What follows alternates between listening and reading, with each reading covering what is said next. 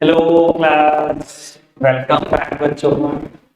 लो प्यारे बच्चों, स्टार्ट कर रहे हैं नया लेक्चर। बेटा कल मैंने क्वेश्चन होमवर्क दिया था, ठीक है ना। बाकी तो सब मैंने ही करे थे, आपने रीड कर रहे थे। बेटा सॉरी, 17th क्वेश्चन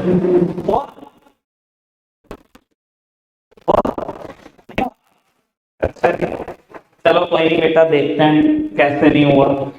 अब वो पढ़ना जरा। कहता है Amit and Vidya are partner sharing profits in the ratio 3:2.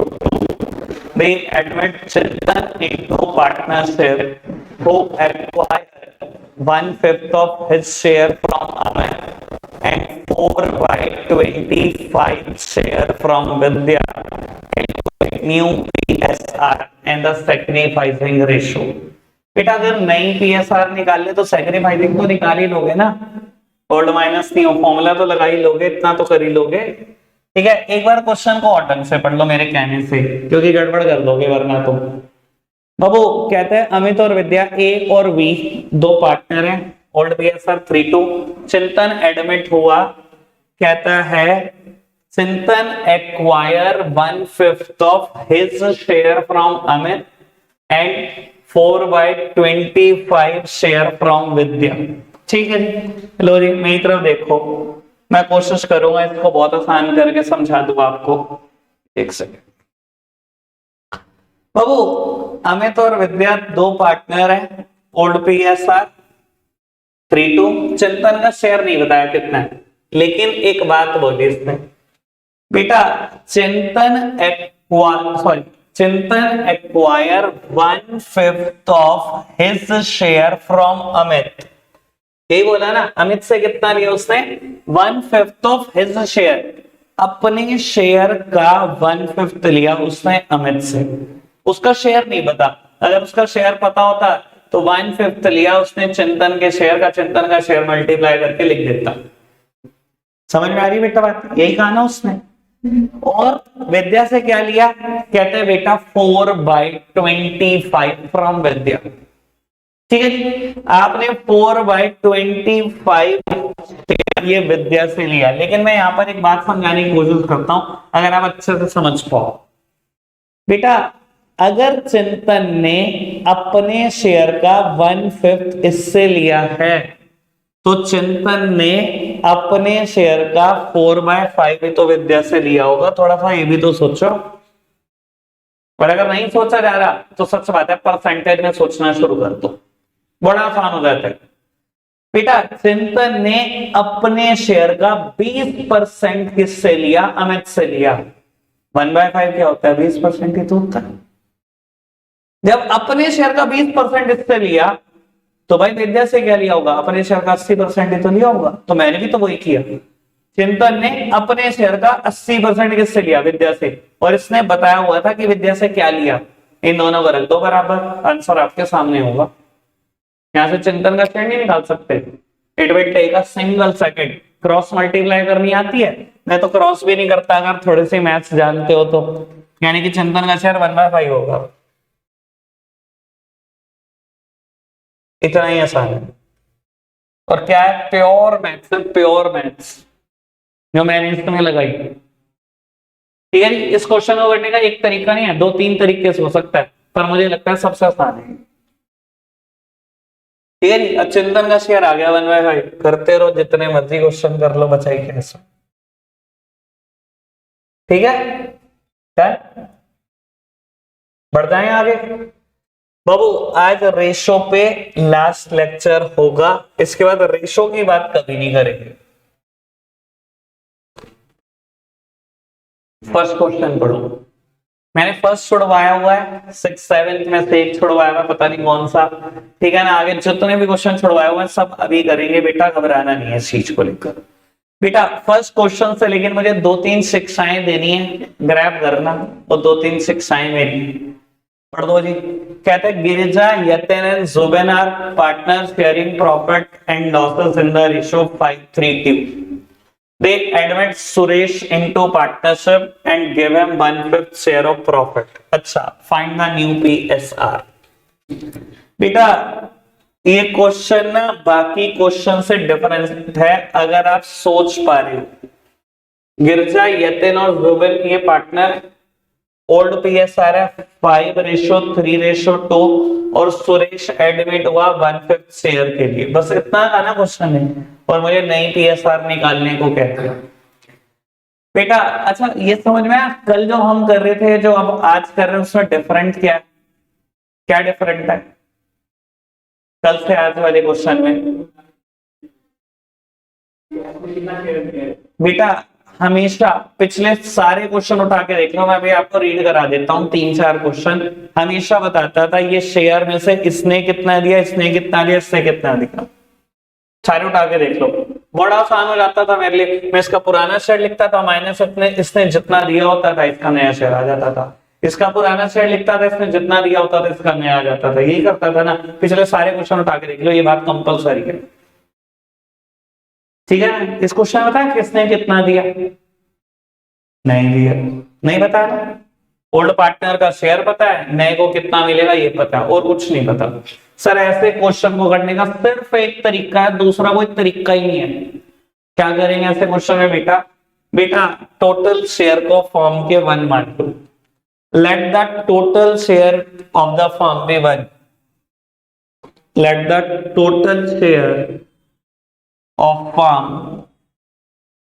B equals to 1। बेटा मैंने मान लिया फॉर्म का टोटल हिस्सा 1 है, ठीक है बेटा। रिमेनिंग शेयर,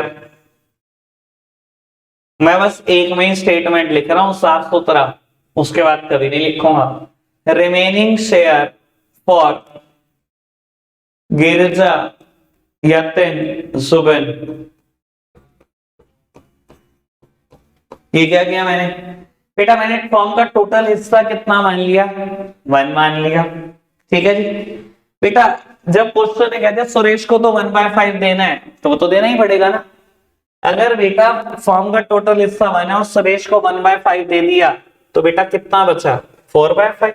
किसके लिए बचा? वो यतिन जो भी है, गिरजा, यतिन और जुबिन के लिए यही तो बचा 4/5।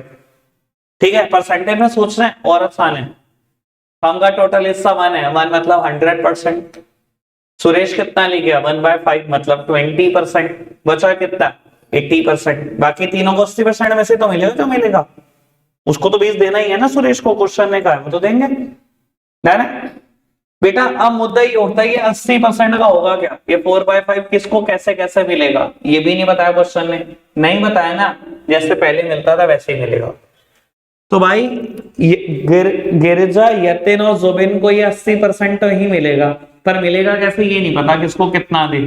तो भाई वैसे ही दे दो ना जैसे ये पहले शेयर करते थे।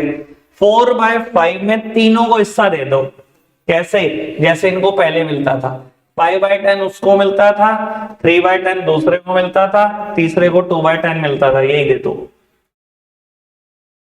समझ में आ रही है बेटा बात? यानी कि 20/50,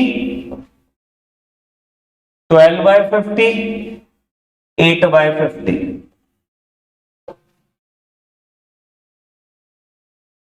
कोई दिक्कत तो नहीं? अच्छा अगर बेस बराबर करना हो, सुरेश को 1/5 मिलता था, 10 से मल्टीप्लाई 10 से डिवाइड कर दो, यानी कि सुरेश को 10/50। इसको हम लिख सकते हैं, कोई दिक्कत तो नहीं? ठीक है जी बाबू। 2 से कैंसिल कर लो, जितना पॉसिबल हो सकता है उतना इसको छोटा कर लो, यानी कि नई पीएसआर ही होगी। ठीक है जी, क्वेश्चन का तो काम पूरा हो गया, पर मेरा काम पूरा नहीं हुआ। मैंने आपको कहा इस क्वेश्चन से मुझे 2-3 चीजें सिखानी है, अभी सीखते चलो मेरे साथ। मैं आपको कह रहा हूं कैलकुलेट द सैक्रिफाइसिंग रेशियो 2। ठीक है जी, एक बार सैक्रिफाइसिंग रेशियो भी निकाल दो। चलो जी निकाल कर देखते हैं। सैक्रिफाइस फॉर्मूला पता है ना आपको सैक्रिफाइस का? Old ratio minus new ratio. पुराना शेयर कितना था? 5/3 था। पहले मैं गिरजा के लिए कैलकुलेट कर देता हूं।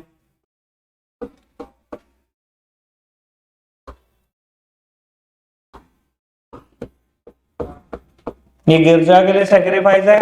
फिर यतिन था partner, old share minus new share, और फिर जुबिन था old share minus new share.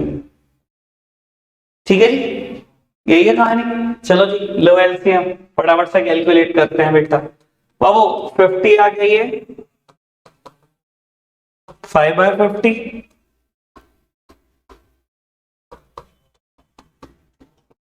3/50, 2/50। यानी कि बेटा सैक्रिफाइसिंग रेशो आ गई 5:3:2। अब प्लीज मेरी तरफ देखना, जो मेरी दो शिक्षाएं हैं ये संभाल लो, एडमिशन चैप्टर में बहुत काम आएंगी। पहली शिक्षा, बेटा जहां मुझे पता ही नहीं होता कि किस पार्टनर ने नए पार्टनर को कितना कितना हिस्सा दिया, जैसे कि इस क्वेश्चन में पता ही नहीं है किसने कितना कितना दिया, ऐसा question at the total share भी 1 मान के ही होगा और कोई रास्ता नहीं है तुम्हारे पास। और आपको बता देता हूं, ऐसे क्वेश्चन में हमेशा जो ओल्ड रेशो होती है वही सैक्रिफाइसिंग रेशो होती है, देख लो।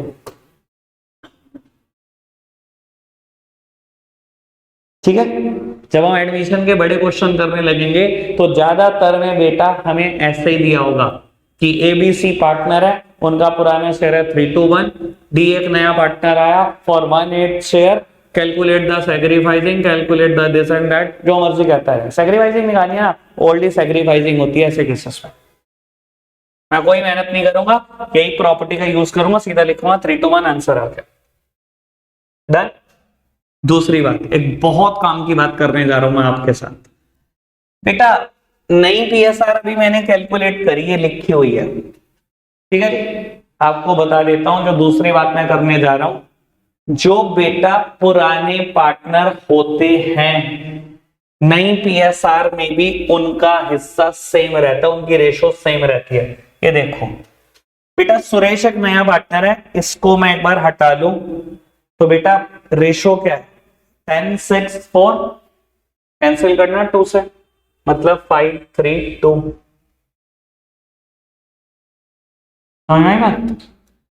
ऐसे केसेस में ओल्ड रेशो ही सैक्रिफाइसिंग रेशो है, ऐसे केसेस में ओल्ड पार्टनर के बीच जो रेशो है वो बेटा फ्यूचर में भी सेम रहती है।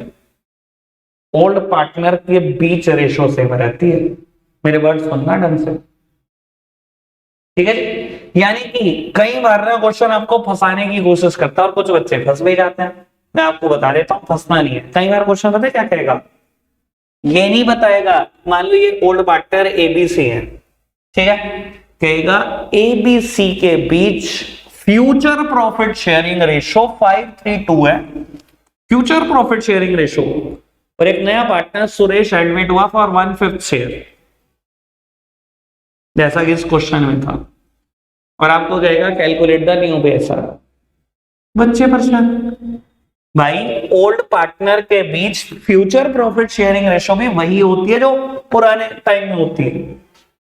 क्वेश्चन रिमेन्स द सेम, जो उसकी फ्यूचर प्रॉफिट शेयरिंग रेशो गई वही ओल्ड रेशो मान लो, और ऐसे ही क्वेश्चन कर दो पूरा, let the total share be 1, पूरा सॉल्व कर दो। समझ में आई बात? और आपको दिखा देता हूं, खाली मैं नहीं कह रहा हूं, पेपर में आते हैं ऐसे क्वेश्चन। सेकंड पार्ट पढ़ना 9th क्वेश्चन का।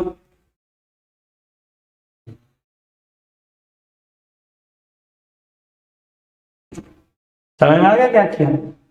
ए और बी की फ्यूचर रेशो बता दी 2:1 है, अरे फ्यूचर बता दी, ओल्ड भी तो यही होगी ना, क्लियर है? चलो जी, फर्स्ट क्वेश्चन मैंने कर दिया, कल मैंने 6th छोड़ा था, एक सेकंड का क्वेश्चन। एसबीजे पार्टनर है, टी एडमिट हुआ 1/5 शेयर के लिए, calculate the sacrificing ratio of SBJ. बेटा एसबीजे की पुरानी रेशो नहीं बताई, जब भी नहीं बताता तो बेटा इक्वल मानते हैं, मान ली इक्वल, टी एडमिट हुआ 1/5 शेयर के लिए, सैक्रिफाइसिंग बता दो। बेटा ऐसी सिचुएशन में old ratio is the sacrificing ratio, तो सैक्रिफाइसिंग भी क्या होगी, 1:1:1। डन, बढ़े आगे। चलो जी, 9th क्वेश्चन तो करेंगे करेंगे, उससे पहले एक आध क्वेश्चन और देख लेते हैं। ये पढ़ना जी 13th, फटाफट से पढ़ो। सैक्रिफाइसिंग रेशियो निकालनी है, old ratio is the sacrificing ratio. ठीक है जी। अब आपने काम करना है, question number 9, question number 15, question number 16। 9 के मतलब ये 6 part, question number 15, question number 16 ये कर दो तो बेटा जा सकते हो। बस आज के लिए इतना ही रखते हैं प्यारे बच्चों, बाय बाय।